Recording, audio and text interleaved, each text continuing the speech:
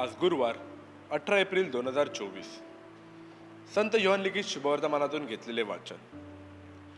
येशूने लोकसमुदायास म्हटले, ज्याने मला पाठवले त्या पित्याने आकर्षिल्याशिवाय कोणी माझ्याकडे येऊ शकत नाही। त्याला शेवटल्या दिवशी मी उठवीन। संदेश त्याच्या ग्रंथात लिहिलेले आहे की ते सर्व देवाने शिकवलेले असे होतील। जो कोणी पित्याचे ऐकून शिकला आहे तो माझ्याकडे येतो। पित्याला कोणी पाहिले असे नाही, जो देवापासून आहे त्याने मात्र पित्याला पाहिले आहे। मी तुम्हास खचित खचित सांगतो, जो विश्वास ठेवतो त्याला सार्वकालिक जीवन प्राप्त झाले आहे। मीच जीवनाची भाकर आहे। तुमच्या पूर्वजांनी अरण्यात मन्ना खाला तरी ते मेले। स्वर्गातून उतरणारी भाकर अशी आहे, ती जर कोणी खाली तर तो मरणार नाही। स्वर्गातून उतरलेली जिवंत भाकर मीच आहे। या भाकरीतून जो खाईल तो सर्व काळ जगेल। जी भाकर मी देईन ती माझा देह असून ती जगाच्या जीवनासाठी आहे। चिंतन। प्रभू येशूच्या पुनरुत्थानानंतर त्याचे शिष्य बसून राहिले नाहीत, तर ते येशूच्या कळपाची काळजी वाहत होते। याची प्रचिती आपल्याला फिलिपवरून येते। प्रभू येशूने फिलिपला विचारले, काय करायचं?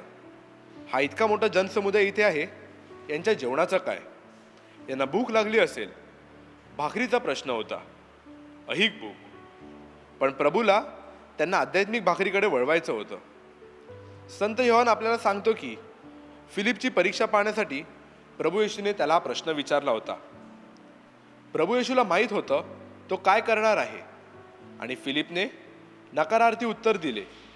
आणि मग मिसाविषयी, जीवनाच्या भाकरीविषयी सांगण्यासाठी प्रभूने भाकरीचा चमत्कार केला।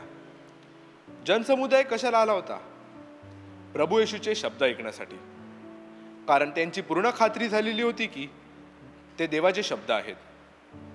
काही रोगी, आंधळे पांगळे प्रभूकडे येऊन आरोग्यदान मिळवण्यासाठी आणि बरे होण्यासाठी आलेले होते।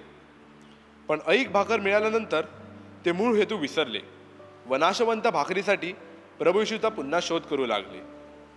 त्यामुळे जीवनाची भाकर काय आहे हे जर आपल्याला समजले नाही तर आपण भलत्याच गोष्टीवर विश्वास ठेवायला जाऊ। म्हणून तर यहुदी पुढारी, शास्त्री पुरुषी प्रभू येशू बरोबर वितंडवाद करू लागले।